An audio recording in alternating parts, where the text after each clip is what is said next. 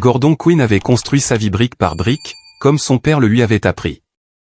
À 38 ans, il possédait Quinn Construction, une entreprise de taille moyenne spécialisée dans les rénovations commerciales. L'entreprise n'était pas tapa accent grave-l'œil, mais elle était solide. 15 employés à temps plein, des contrats réservés 6 mois à l'avance, une réputation de finir en avance sur le calendrier. Il avait rencontré Camille Hutchkin 7 ans plus tôt lors d'un gala de charité parrainé par son entreprise. Elle avait 26 ans à l'époque et travaillait comme coordinatrice d'événements. Belle de cette manière sans effort qui rendait les hommes stupides. Gordon n'était généralement pas stupide, mais il s'était senti seul après la mort de sa mère, et Camille a rempli des espaces dans sa vie qu'il ne savait pas vides. Ils se sont mariés en 1 an. Leur fille Sophie est arrivée 2 ans plus tard, elle a maintenant 5 ans, avec les cheveux noirs de Camille et ce que Gordon croyait être des yeux gris. Mais dernièrement, les fondations qu'il avait construites lui semblaient instables. Camille était devenue distante, toujours au téléphone, prenant des appels dans d'autres pièces. Quand il lui a posé des questions à ce sujet, elle a blâmé le stress de son nouveau poste de directrice des événements à l'hôtel Grandview. Il voulait la croire. La vasectomie était son idée. Gordon, nous avons Sophie. Elle est parfaite. Pourquoi risquer une autre grossesse à mon âge, avait dit Camille si raisonnablement, sa main sur son bras. De plus, tu as dit toi-même que tu voulais te concentrer sur l'expansion de l'entreprise. Il avait accepté, bien que quelque chose d'une urgence intérieure le dérangeait, mais il a mis ce sentiment de côté. Gordon Quinn était un solutionneur de problèmes, pas un inquiet. Le docteur Victor Pugh était très recommandé. La consultation a été brève mais professionnelle. Hugh avait la quarantaine, confiant comme le sont souvent les chirurgiens, avec des cheveux gris acier et des mains qui bougeaient avec une précision exercée. Procédure simple, Monsieur Quinn. Vous entrerez et sortirez en moins d'1 heure, avait dit Pugh, évitant à peine le contact visuel alors qu'il examinait les formulaires de consentement. Le matin de l'intervention, Camille l'a conduit à la clinique. Elle semblait nerveuse, vérifiant son téléphone à plusieurs reprises dans la salle d'attente. « Ça va ? Nous nous sommes inquiétés pour toi. » Elle lui a embrassé le front, mais ses yeux se sont dirigés vers le couloir où le docteur Pugh venait de disparaître. L'anesthésie a fait son effet et Gordon a senti la dérive familière de la conscience s'éloigner alors que l'infirmière chirurgicale, une jeune femme aux yeux fatigués, ajustait les moniteurs au-dessus de lui. « Comptez à rebours à partir de 10, Monsieur Quinn, a-t-elle instruit. 10, 9, 8, puis plus rien jusqu'à ce que les voix le ramènent à la surface. Chapitre 2, la conversation. L'esprit de Gordon flottait dans cet espace étrange entre la conscience et le sommeil. Il pouvait entendre des voix mais ne pouvait pas ouvrir les yeux. Ne pouvait pas bouger.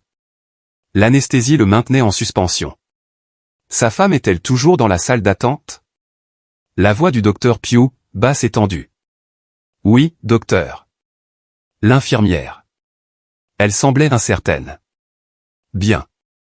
Après que nous aurons fini, je veux que vous lui donniez cette enveloppe. Ne le laissez pas la voir. Elle sait qu'elle arrive. Le rythme cardiaque de Gordon a grimpé, mais les moniteurs ne se sont pas alarmés. Les drogues dans son système maintenaient son corps immobile même si son esprit criait en pleine alerte. Il s'est concentré sur le maintien d'une respiration régulière, les yeux fermés. « Docteur, je ne suis pas à l'aise », a commencé l'infirmière. « Vous êtes payé pour assister, pas pour avoir des opinions. Donnez-lui l'enveloppe quand il sera en salle de réveil.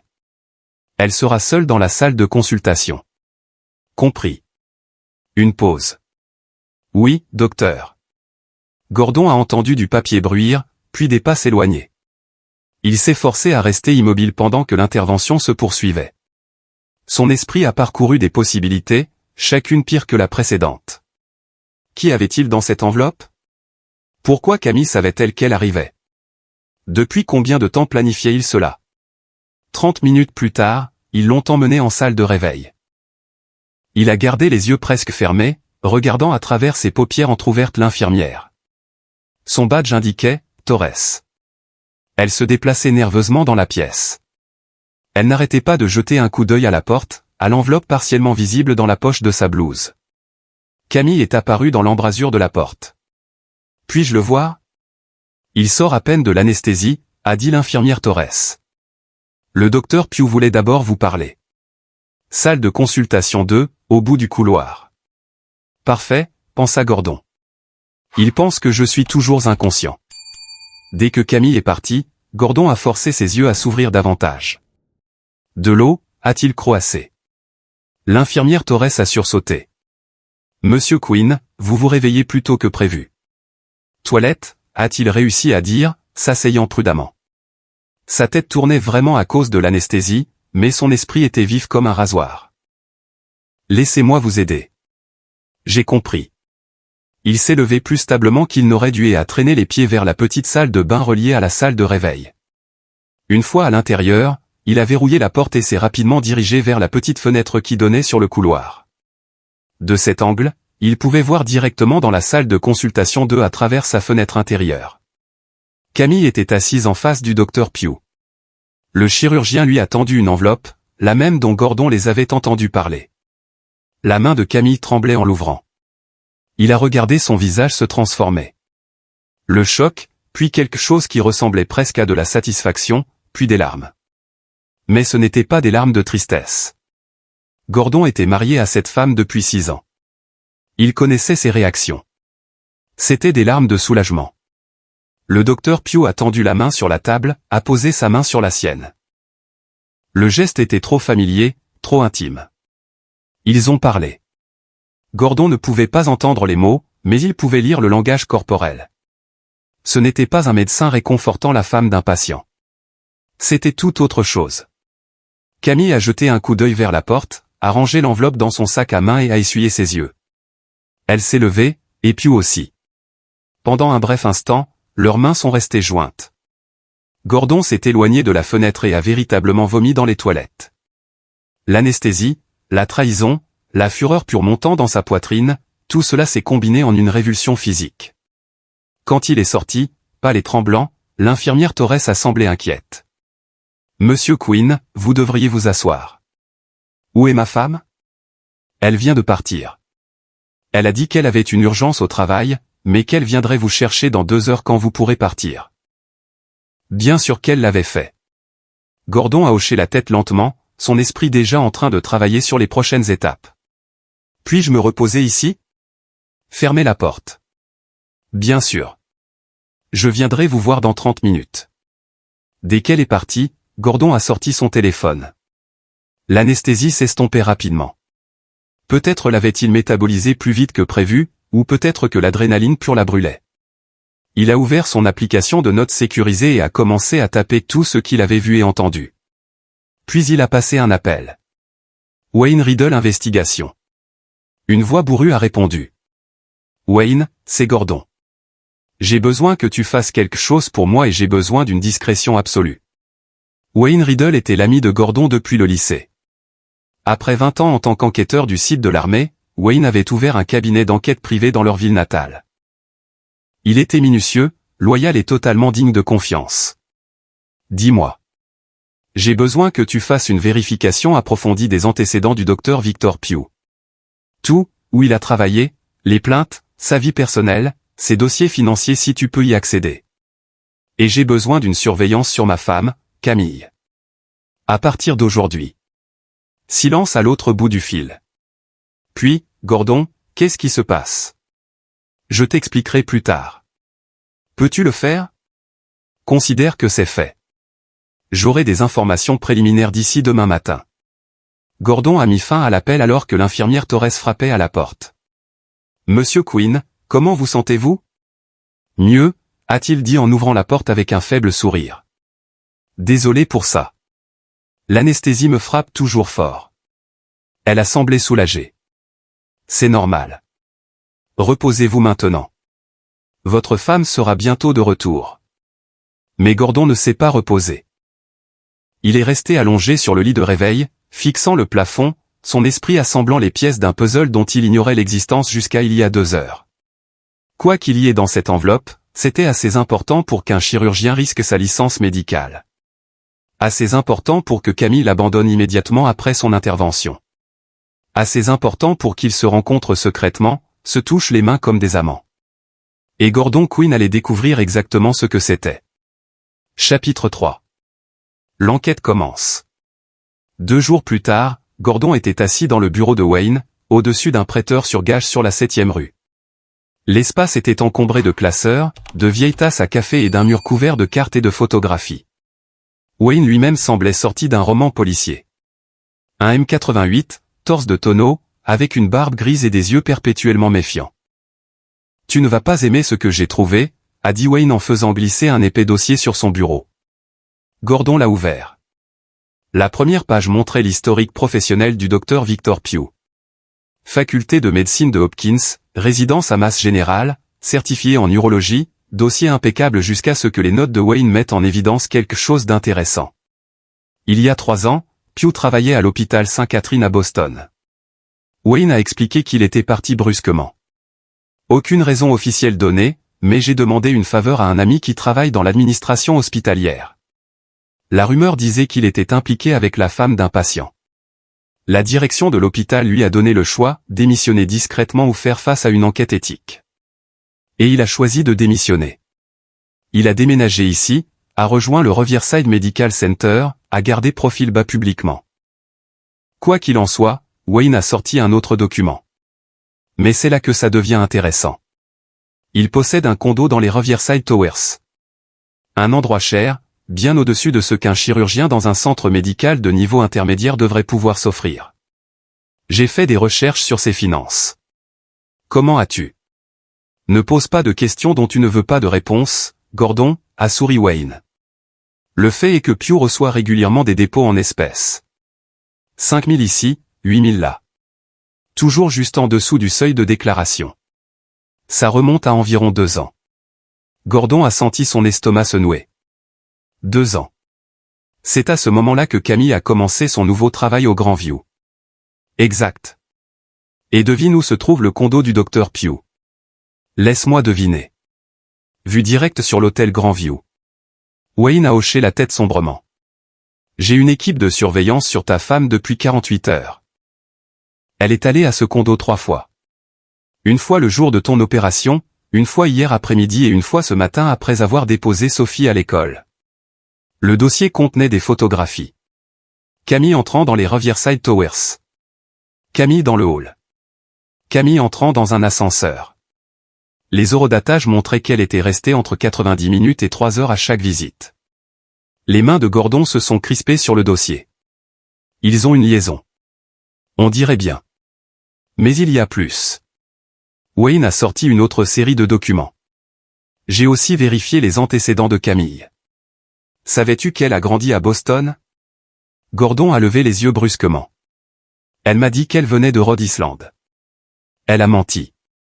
Née et élevée à Boston. Elle a fréquenté le Boston College. Elle a travaillé comme coordinatrice d'événements pour le Fairmont Copley Plaza, où vivait le docteur Pugh pendant son séjour à l'hôpital Sainte-Catherine. Les implications ont frappé Gordon comme un coup physique. Ils se connaissaient avant. Avant qu'elle ne me rencontre. C'est ma théorie sur un chercheur qui fouille les archives des médias sociaux et les anciennes pages de la Société des journaux. S'ils ont été vus ensemble lors d'événements à l'époque, nous le trouverons. Gordon s'est levé et s'est dirigé vers la fenêtre, regardant la rue en contrebas. Une femme poussait une poussette. Un homme promenait son chien. Des gens normaux menant une vie normale, ignorant que toute l'existence de Gordon Quinn venait d'être révélée comme un mensonge soigneusement construit. Qui avait-il dans une enveloppe? A demandé Wayne doucement. Je ne sais pas encore, mais je vais le découvrir. Gordon s'est retourné vers son ami. J'ai besoin que tu continues la surveillance. Documente tout. Où elle va, à qui elle parle, combien de temps elle reste. Je dois savoir si quelqu'un d'autre est impliqué dans tout ça. Gordon, si tu penses à faire quelque chose. Je pense à me protéger, moi et ma fille.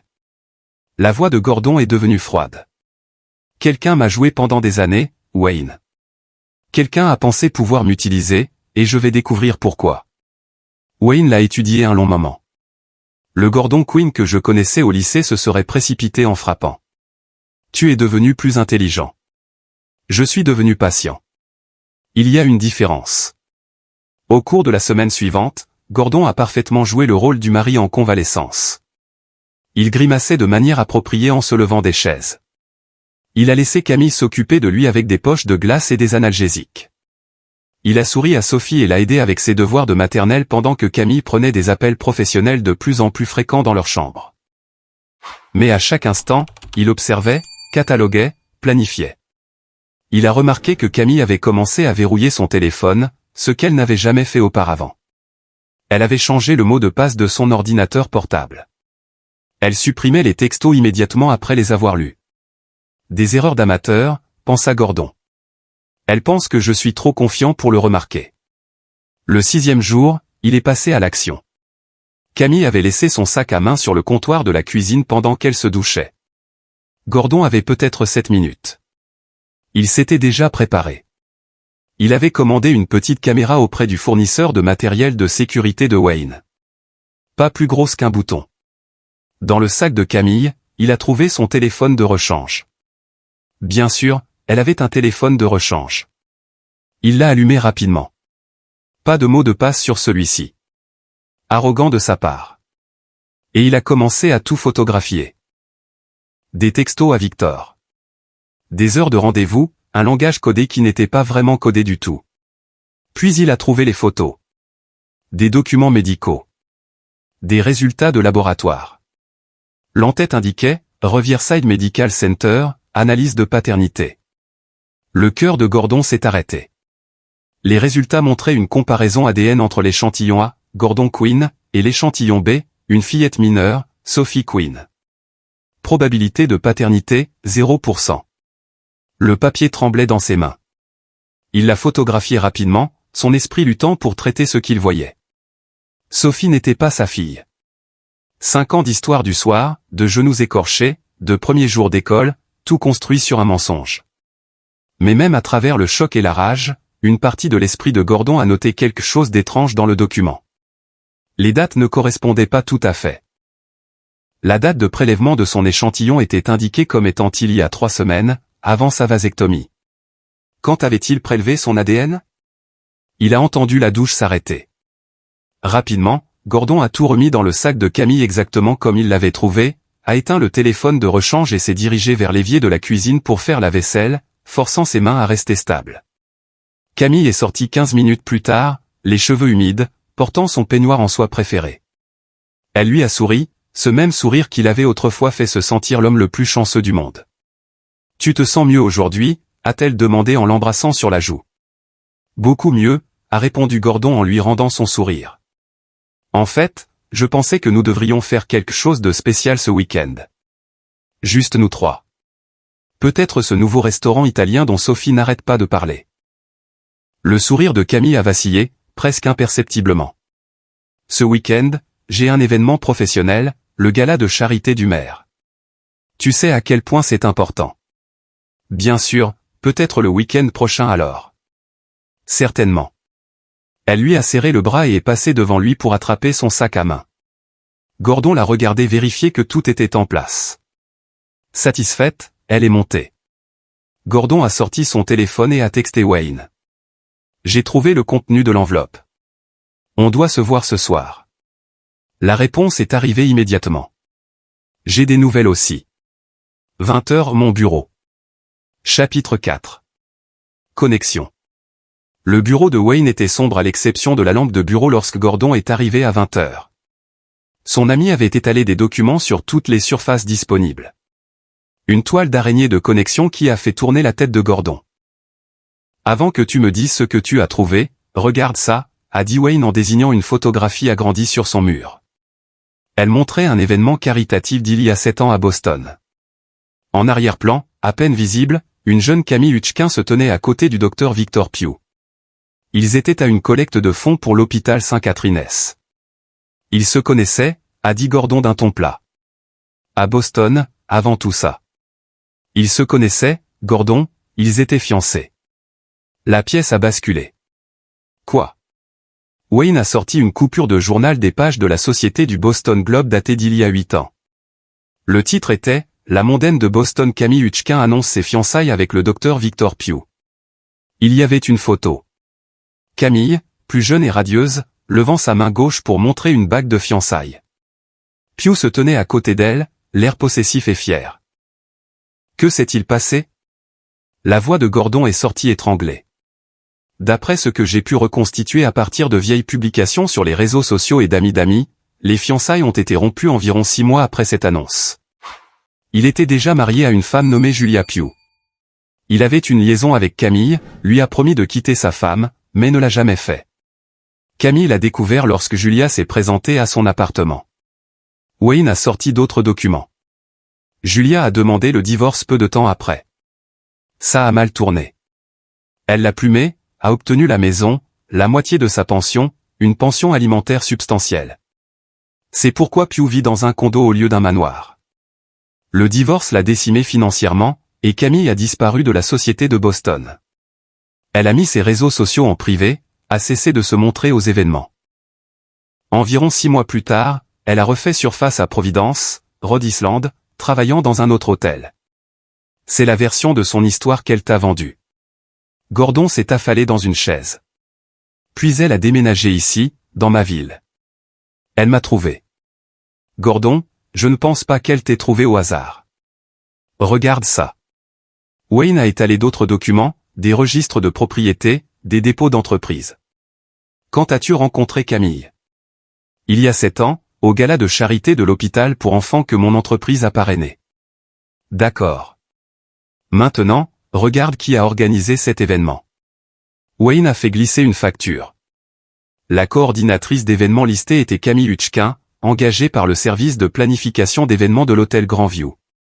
Elle venait de commencer au Grandview, a dit Gordon lentement. Elle m'a dit que c'était son premier grand événement dans une nouvelle ville, qu'elle était nerveuse de faire bonne impression. Maintenant, regarde quand Pugh a déménagé dans cette ville et a rejoint le Riverside Medical Center. Gordon a vérifié les dates. Il y a 7 ans et 2 mois, juste avant l'arrivée de Camille. Ils ont planifié ça, a chuchoté Gordon. Depuis le début. Ils ont déménagé ici ensemble. Elle a pris un travail qui la mettrait en contact avec des hommes riches, et elle m'a ciblé spécifiquement. Queen Construction a été présentée dans la section des affaires 2 mois avant ce gala, a déclaré Wayne. Un article sur votre entreprise remportant le contrat de rénovation de l'ancien palais de justice. Il mentionnait que vous étiez célibataire, âgé de 31 ans, et que vous veniez d'hériter de l'entreprise après la mort de votre père. Vous étiez vulnérable et riche. La cible parfaite. Les pièces se sont assemblées avec une clarté horrifiante. La romance est claire, l'empressement de Camille à se marier, la grossesse qui est arrivée si rapidement. Sophie, a dit soudainement Gordon. Le test de paternité. Wayne, quand est-elle née? Wayne a vérifié ses dossiers. 15 juillet, il y a 6 ans. Vous vous êtes mariés en novembre, il y a 7 ans. Gordon a fait le calcul. Ce qui signifie que Camille serait tombée enceinte en octobre, à peine un mois après notre rencontre, où elle était déjà enceinte quand elle vous a rencontré. La rage qui a envahi Gordon était froide et calculatrice. Montre-moi ce que tu as trouvé d'autre. Wayne a tout exposé, pièce par pièce. Des dossiers financiers montrant que Camille avait systématiquement retiré de l'argent de leur compte joint. De petites sommes, jamais assez pour attirer l'attention de Gordon, mais sur 5 ans, cela s'élevait à près de 200 000 $. Des registres du condo des Riverside Towers au nom de Pugh. Mais avec Camille listée comme invitée autorisée avec sa propre carte clé datant de 3 ans. Elle menait une double vie, a déclaré Gordon. Jouant la femme et la mère dans ma maison tout en entretenant une relation avec Pugh. Mais pourquoi passer par tout ça? Pourquoi ne pas simplement divorcer de moi? C'est là que ça devient vraiment intéressant. Wayne a sorti la dernière série de documents. Votre police d'assurance vie. Vous l'avez mise à jour il y a 2 ans. Vous vous souvenez, après la naissance de Sophie et vous vouliez vous assurer qu'elle était protégée. Gordon s'est souvenu. 2 millions de $ avec Camille comme unique bénéficiaire si quelque chose lui arrivait. Sophie hériterait à ses 25 ans, mais d'ici là, Camille contrôlerait tout. Ils attendent que je meure, a dit Gordon lentement. Mais je suis en bonne santé. Je pourrais vivre encore 40 ans. Sauf si quelque chose vous arrivait. Un accident, peut-être. Les chantiers de construction sont des endroits dangereux. La voix de Wayne était sombre. Je ne dis pas qu'il prévoit activement de vous tuer, mais avec cette police d'assurance vie et la façon dont ils ont tout positionné. Ils ont mis en place leur stratégie de sortie. Gordon s'est levé et a arpenté le petit bureau. La vasectomie. Camille a insisté là-dessus. Pourquoi? Peut-être pour s'assurer qu'il n'y aurait plus d'enfants. Pas de réclamation supplémentaire sur la succession. Mais Gordon pensait aux tests de paternité, aux dates qui ne correspondaient pas. Wayne, j'ai besoin que tu fasses quelque chose pour moi. Peux-tu accéder aux dossiers médicaux? Ça dépend de qui et de la légalité que tu veux. Pas très légal. J'ai besoin de savoir si le docteur Pugh m'a traité comme un patient avant la vasectomie. J'ai besoin de savoir quelle procédure j'ai subie au Riverside Medical Center. Nous avons pris note. Je verrai ce que je peux faire. Ça pourrait prendre quelques jours. J'ai aussi besoin que tu trouves Julia Pugh, l'ex-femme. Je veux lui parler. Pourquoi? Parce que si quelqu'un sait comment Victor Pugh fonctionne, c'est la femme qui l'a trahi. Et je parie qu'elle adorerait t'aider à le faire tomber. Wayne a souri, montrant les dents. Maintenant, tu penses comme un prédateur au lieu d'une proie. Je la trouverai. Gordon a rassemblé les photographies et les documents. Wayne les avait préparés pour lui. Continue la surveillance. J'ai besoin de connaître chacun de leurs mouvements. Et Wayne? Ouais. Quoi qu'il arrive ensuite, ça doit avoir l'air naturel, légal si possible. Mais de toute façon, ils ne doivent pas savoir que je suis sur leur piste jusqu'à ce que je sois prêt. Tu prévois quelque chose? Je prévois tout. Chapitre 5. Le piège se dessine. 3 jours plus tard, Gordon était assis dans un café de Newton, Massachusetts, en face de Julia Pugh. Elle avait 49 ans, était attirante d'une manière lasse, avec des cheveux blonds platine et des yeux qui avaient vu trop de déception. Merci de me rencontrer, Madame Pugh. C'est Mademoiselle Morrison maintenant. J'ai repris mon nom de jeune fille. Elle a siroté son latte, l'étudiant. Votre ami enquêteur a dit que vous aviez des questions sur Victor. Je suppose qu'il a fait quelque chose de terrible. On pourrait dire ça. Gordon a fait glisser une photo sur la table. Camille et Victor entrant ensemble dans les Riverside Towers. Horodatage de la semaine dernière. L'expression de Julia s'est durcie. Camille Hutchkin. J'aurais dû savoir qu'elle finirait par refaire surface. Elle est comme une mauvaise pièce de monnaie. Vous la connaissez. La connaître. Elle a détruit mon mariage. Le rire de Julia était amer. Bien que je suppose que Victor a fait la plupart du travail lui-même. Camille n'était que le catalyseur. Jeune, belle, ambitieuse. Victor était au sommet de sa carrière, chef de service à Saint-Catherine-S, gagnant un excellent salaire. Elle a vu un ticket repas. Que s'est-il passé? Julius s'est adossé à sa chaise. Ils se sont rencontrés lors d'une collecte de fonds pour l'hôpital. Victor a été immédiatement séduit, ou peut-être juste lubrique. Il a commencé une liaison, lui a dit qu'il me quitterait, que nous divorcerions et qu'il l'épouserait.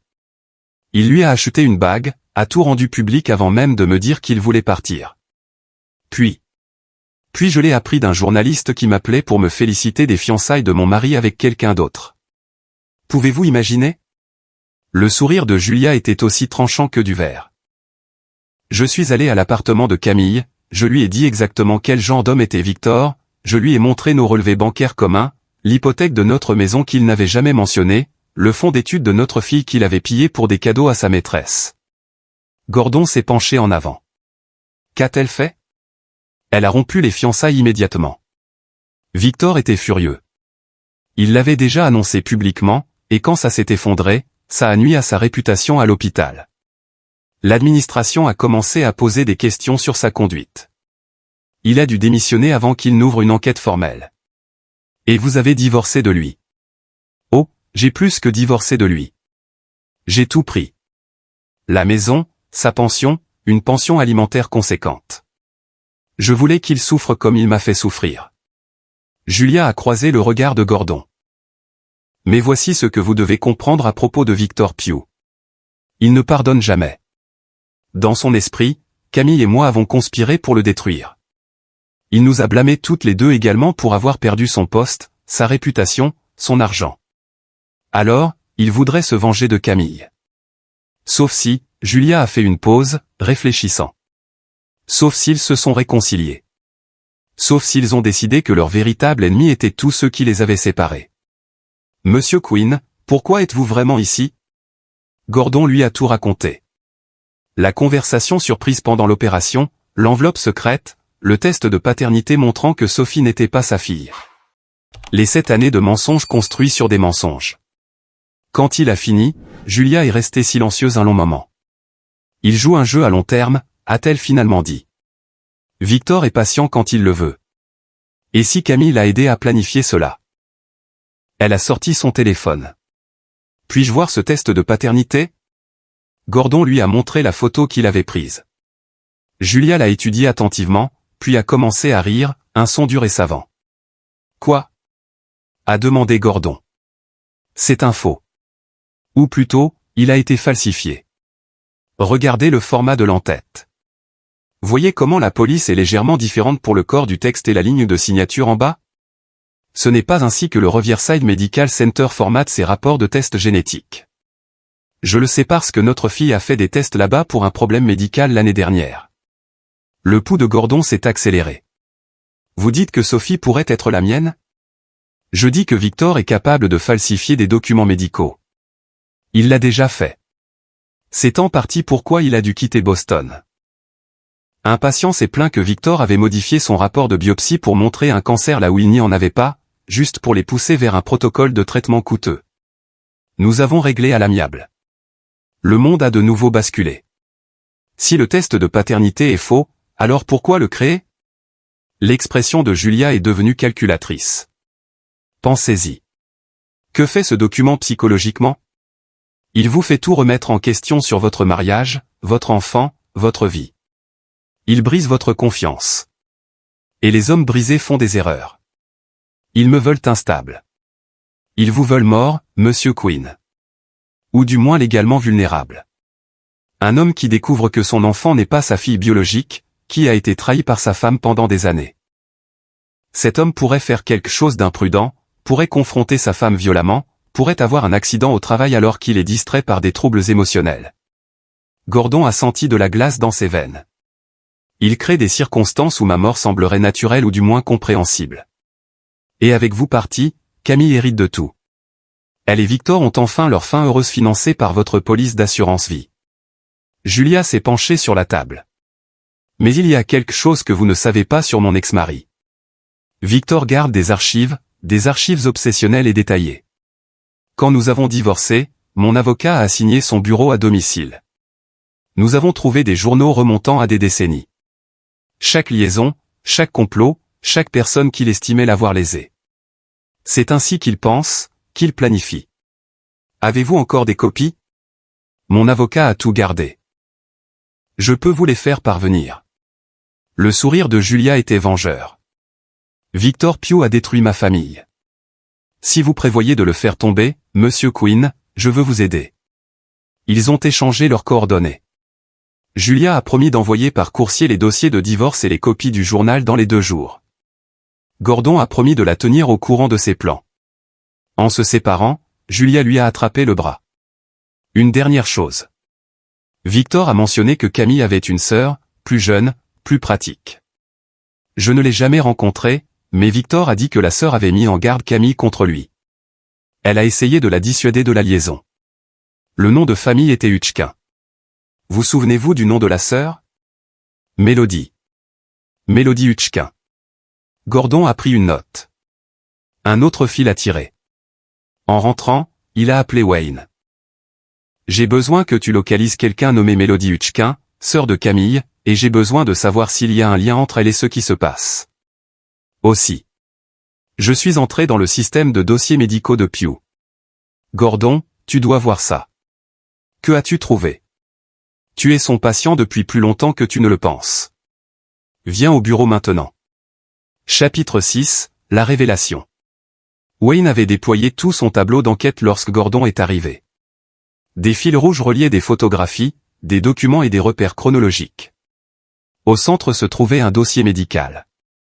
Gordon Quinn, patient du Riverside Medical Center, a déclaré Wayne en tapotant le dossier. Vous avez eu des rendez-vous là-bas dont vous ne vous souvenez pas.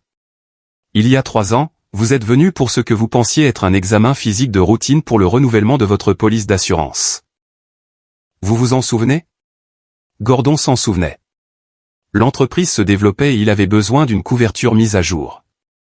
C'était des analyses de sang standard, un ECG, le train-train habituel, n'est-ce pas? Sauf que vos analyses de sang ont été traitées par le laboratoire de l'hôpital. Et le médecin qui les a signées était Victor Pugh.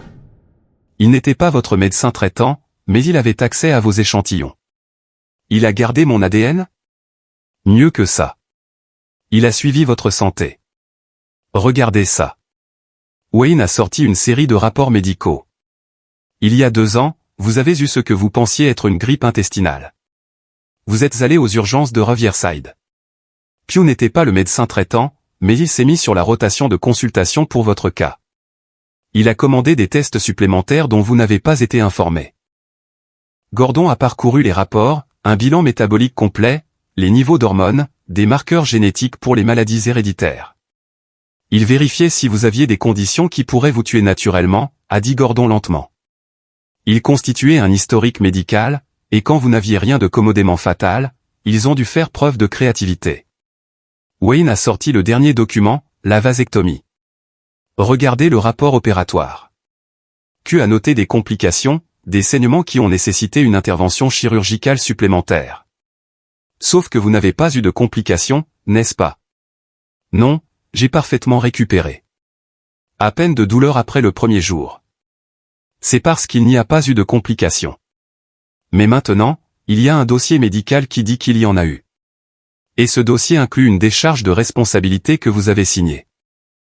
Si quelque chose ne va pas avec votre santé urologique à l'avenir, une infection, des dommages, même un cancer dans cette région, tout est attribué à des complications chirurgicales d'une procédure à laquelle vous avez techniquement consenti.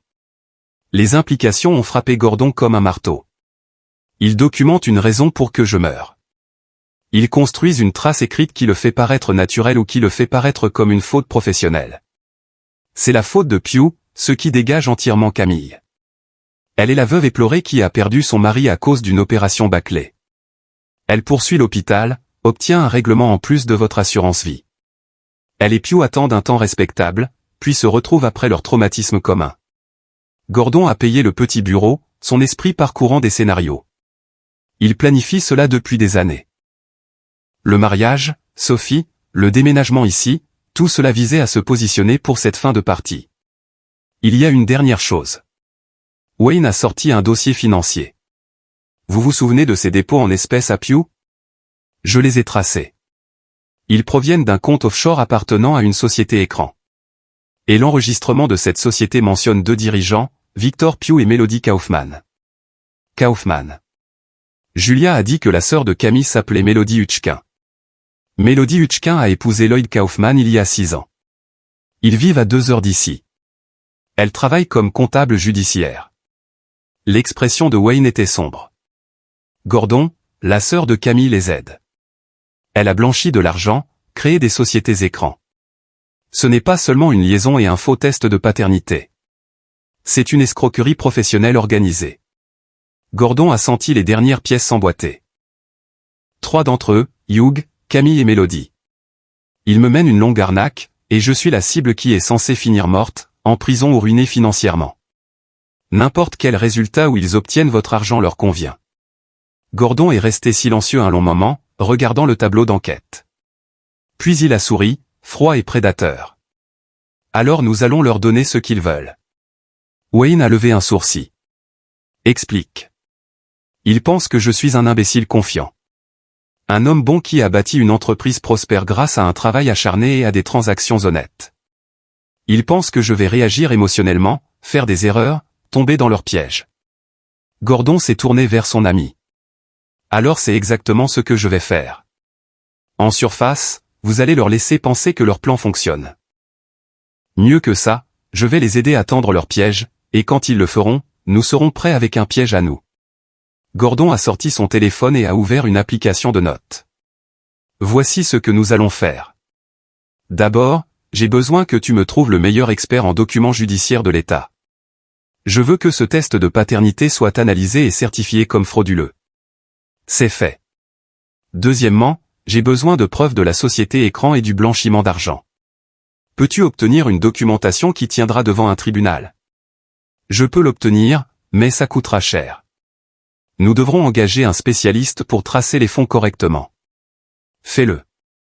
L'argent n'est pas un problème. Troisièmement, j'ai besoin d'un levier sur Melody Kaufman.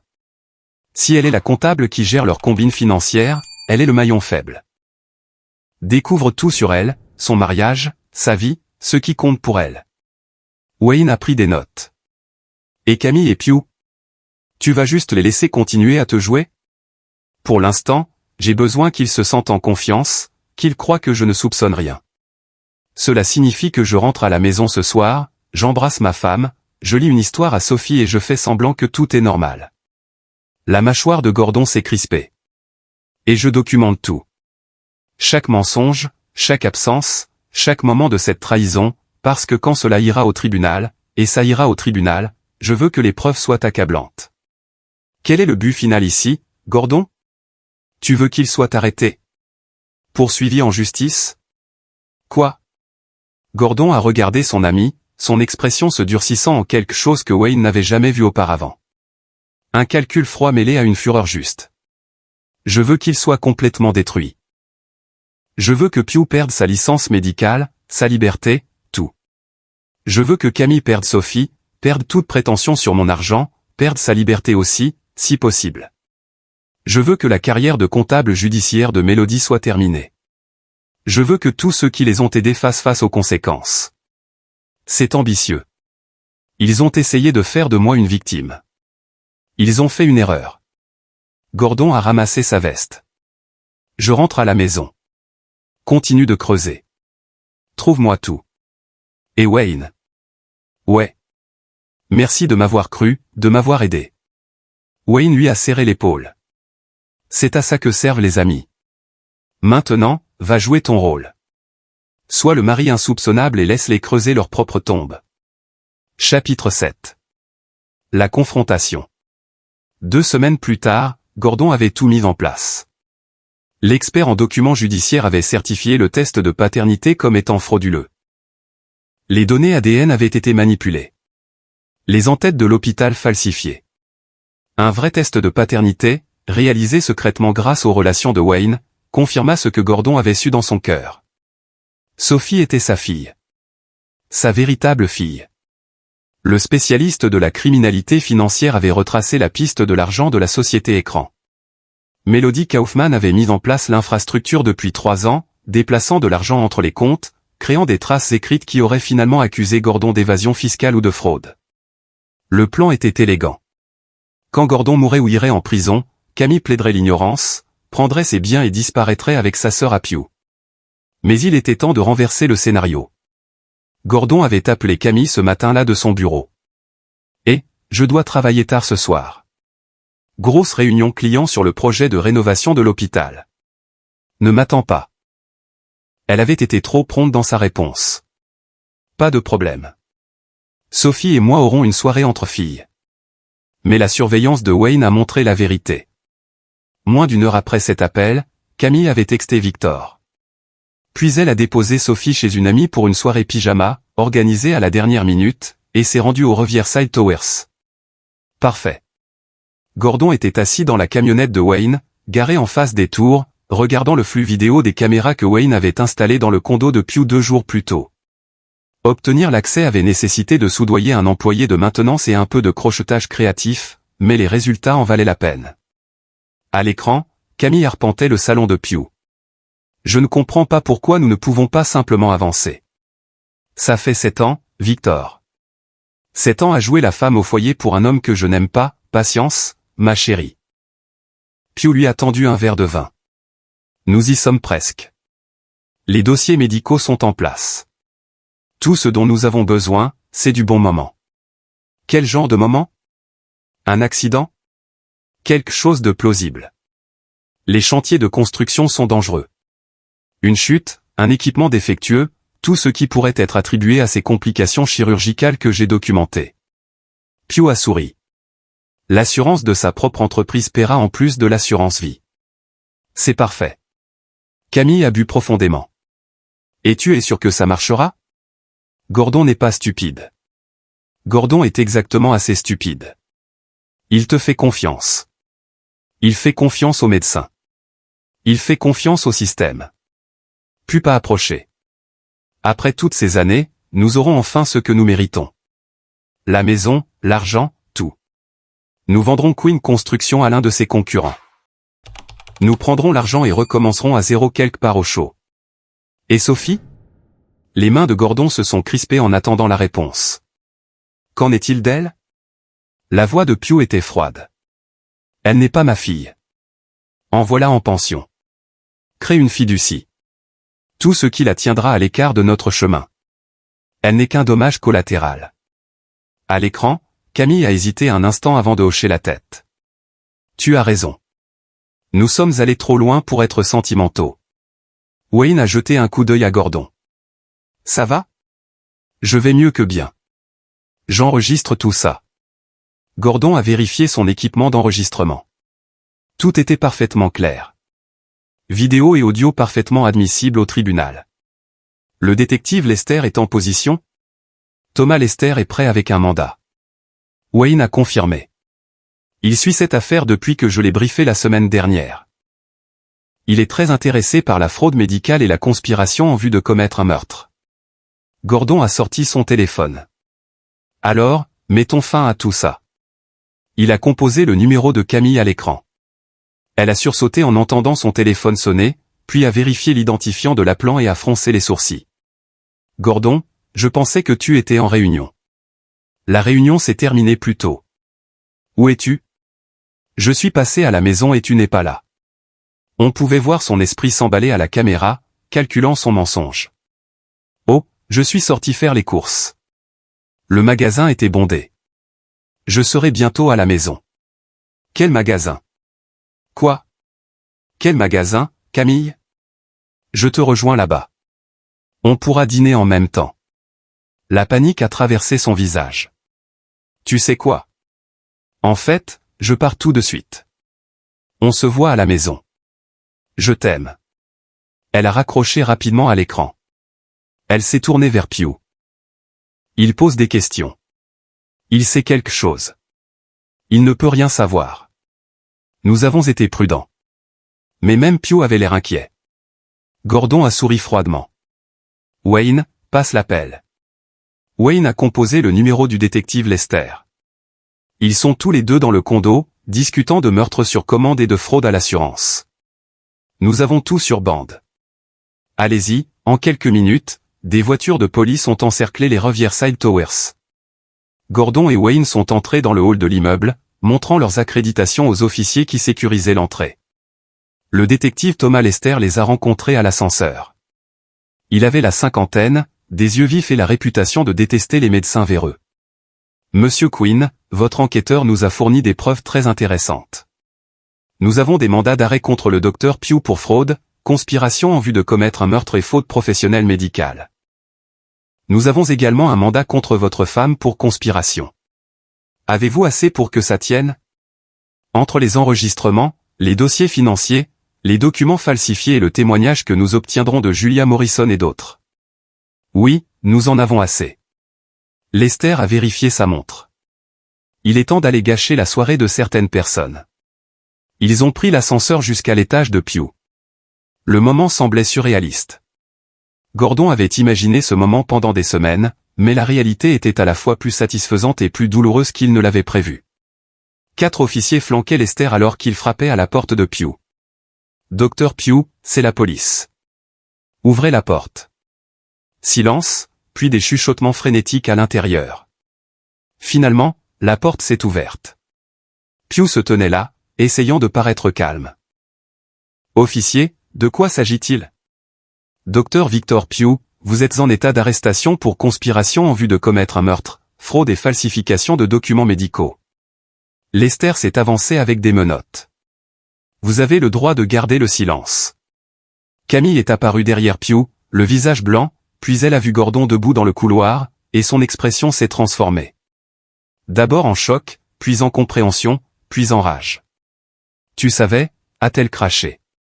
Tu savais tout le temps. Pas tout le temps, a dit Gordon calmement. Mais assez longtemps. Assez longtemps pour te surveiller. Assez longtemps pour rassembler des preuves. Assez longtemps pour être absolument sûr que tu passerais la prochaine décennie en prison. Salaud. Madame Quinn, vous êtes également en état d'arrestation. Un autre officier s'est avancé avec des menottes. Conspiration en vue de commettre un meurtre, fraude, blanchiment d'argent et complicité de faute professionnelle médicale.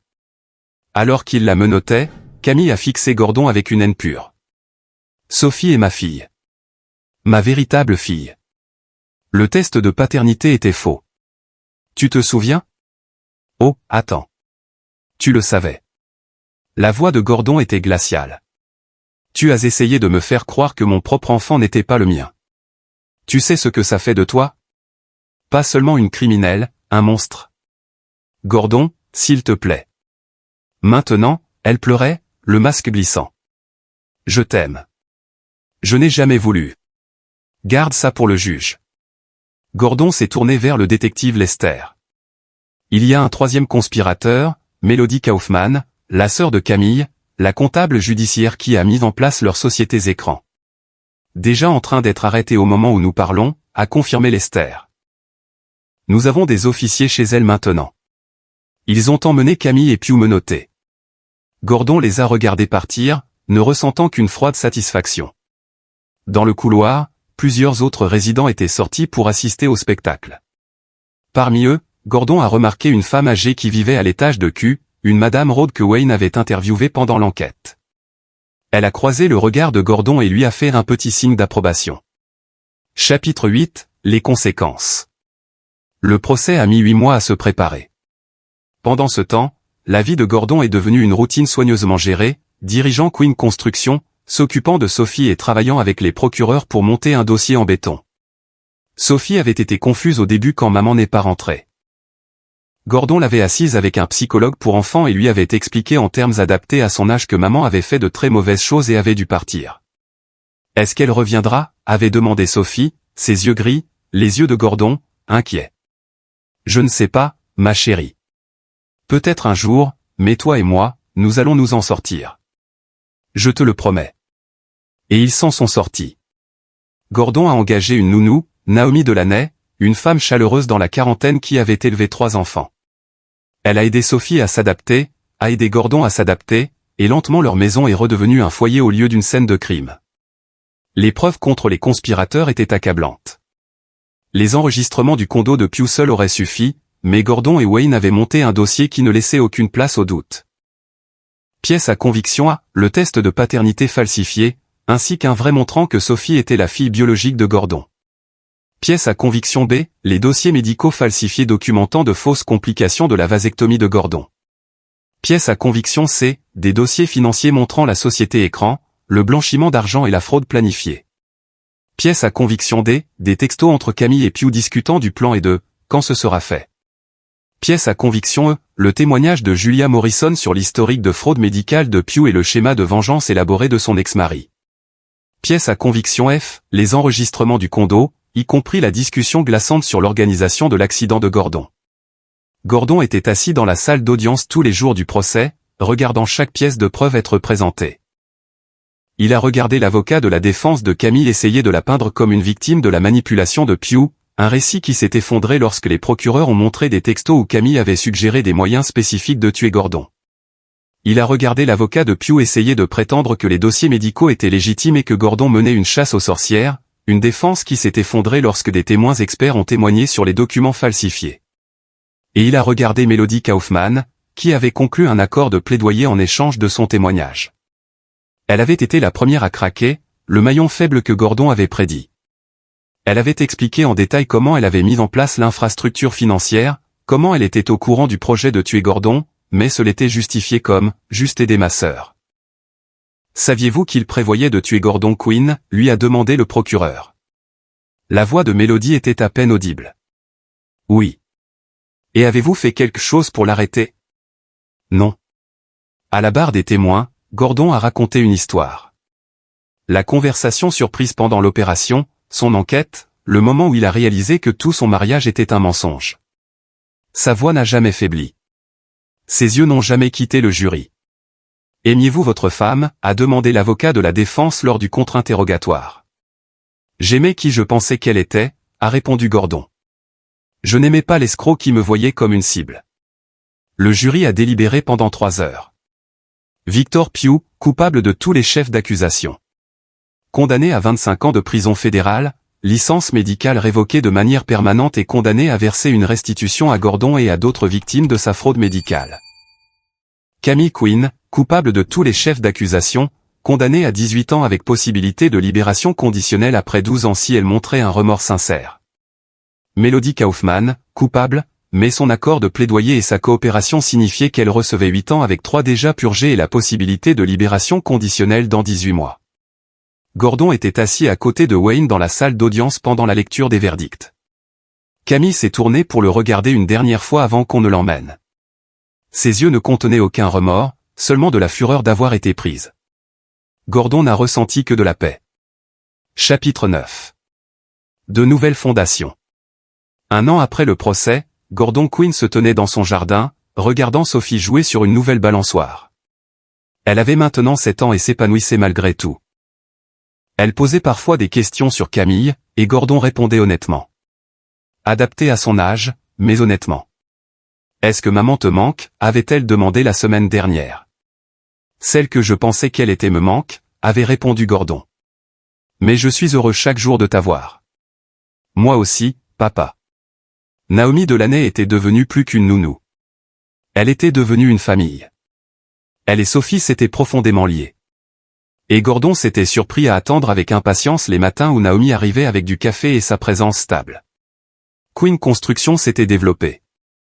Sans le fardeau financier des comptes secrets de Camille et du détournement de fonds de Melody, l'entreprise était plus rentable que jamais. Gordon avait embauché 3 nouveaux chefs de projet et avait remporté 2 contrats municipaux majeurs. Mais le meilleur moment est venu 3 mois après le procès, lorsque Gordon a officiellement adopté Sophie. La juge, une femme sévère nommée Beverly Flowers, avait examiné l'affaire de manière approfondie. Elle avait lu sur le faux test de paternité, sur la trahison de Camille, sur le combat de Gordon pour prouver que Sophie était sa fille biologique. Monsieur Quinn, avait déclaré la juge Flowers, ce tribunal conclut que vous êtes bien le père biologique de Sophie et que le test de paternité présenté par les accusés était frauduleux et malveillant. Cependant, je comprends que vous cherchez à adopter officiellement votre propre fille. Pouvez-vous expliquer pourquoi? Gordon avait tenu la main de Sophie dans la sienne. Votre honneur, pendant 5 ans, j'ai aimé Sophie comme ma fille sans jamais le remettre en question. Puis, pendant quelques semaines horribles, j'ai cru qu'elle n'était peut-être pas la mienne. La biologie compte. Je suis reconnaissant qu'elle soit la mienne biologiquement. Mais ce qui compte le plus, c'est ceci. Même si elle ne l'était pas, je serai toujours là à demander à être son père parce que c'est ce que je suis. C'est ce que j'ai toujours été. Et je veux que ce soit formalisé d'une manière que personne ne pourra jamais remettre en question. La juge Flowers avait souri. Rare pour elle. Adoption accordée. Monsieur Quinn, vous êtes officiellement le père de Sophie de toutes les manières possibles. Félicitations. Ils avaient fêté ça avec de la crème glacée et une visite aux zoo. Des plaisirs simples, des plaisirs honnêtes. Wayne Riddle passait à la maison au moins 2 fois par semaine, apportant généralement des plats à emporter et restant pour le dîner. Il était devenu l'oncle Wayne pour Sophie et l'ami le plus fiable de Gordon. Il ne parlait plus jamais de l'affaire, sauf si c'était nécessaire pour le procès civil. Gordon poursuivait Pugh, Camille et Melody pour dommages et intérêts, et le règlement financerait probablement entièrement les études universitaires de Sophie. Tu penses à sortir avec quelqu'un à nouveau, a demandé Wayne un soir en regardant Gordon faire griller des hamburgers sur le grill. Peut-être un jour, pas maintenant. Sophie a besoin de stabilité. Et honnêtement, j'ai besoin de me souvenir de ce que c'est que de faire confiance à quelqu'un. Gordon a servi les hamburgers. Mais je ne m'y oppose pas à terme. Quand je serai prêt. Bien. Parce que Naomi m'a demandé si tu voyais quelqu'un. Gordon a levé les yeux brusquement. Vraiment? Wayne a souri. Détends-toi. Elle demandait pour une amie, apparemment. Mais j'ai pensé que tu devrais savoir qu'elle fait attention. Gordon a réfléchi à cela et a constaté qu'il ne s'y opposait pas. Naomi était gentille, intelligente et s'occupait sincèrement de Sophie, mais c'était trop tôt. Ils avaient trop traversé. Dis à son ami que je suis flatté, mais que je me concentre sur le fait d'être père en ce moment. Je le ferai. Cette nuit-là, après que Sophie se soit couchée, Gordon s'est assis dans son bureau à domicile et a sorti un journal. Il avait tout documenté depuis le procès. Non pas pour des raisons juridiques, mais pour lui-même. Traitant la trahison, la colère, l'acceptation finale, il a écrit. Aujourd'hui a été une bonne journée. Sophie a perdu sa première dent. Naomi lui a fait ses biscuits préférés. L'entreprise est solide. Je suis fort. Ce que Camille et Victor ont essayé de me faire, de faire de moi, ça n'a pas marché. Ils me voulaient briser, mort ou en prison. Au lieu de ça, je suis libre. Ma fille est en sécurité. Justice a été rendue. J'ai appris que la force ne consiste pas à ne jamais être trahi. Il s'agit de ce que vous faites quand quelqu'un essaie de vous détruire. Il s'agit de se battre intelligemment, pas seulement durement. Il s'agit de construire quelque chose de mieux à partir des cendres. Queen Construction me survivra. Sophie grandira en sachant que son père s'est battu pour elle, l'a protégée, l'a aimée.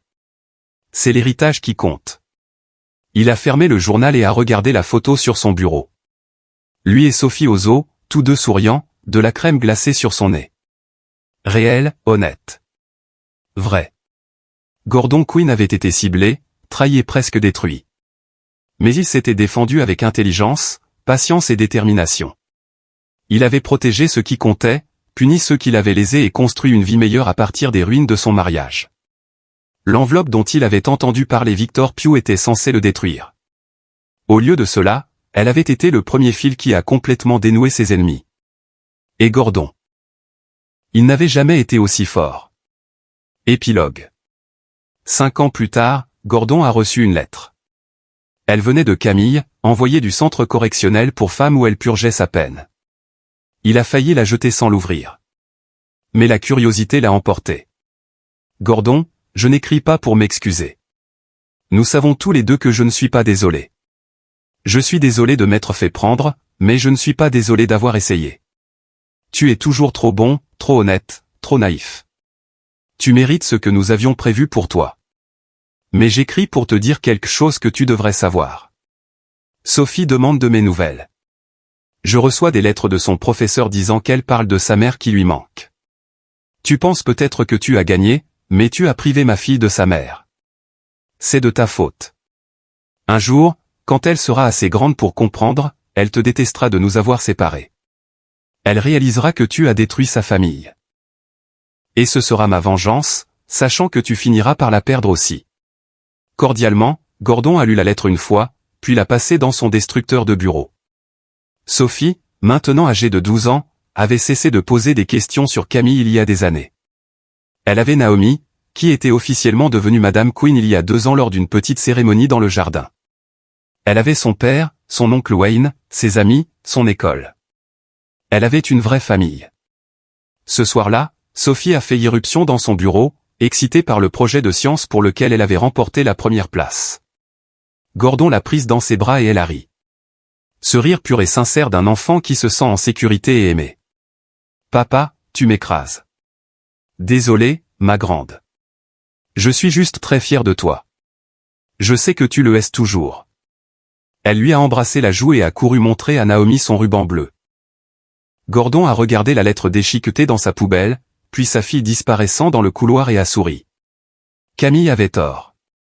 Elle a tout perdu, sa liberté, sa fille, son avenir. Elle pouvait envoyer des lettres amères depuis la prison, mais cela ne changeait pas la réalité.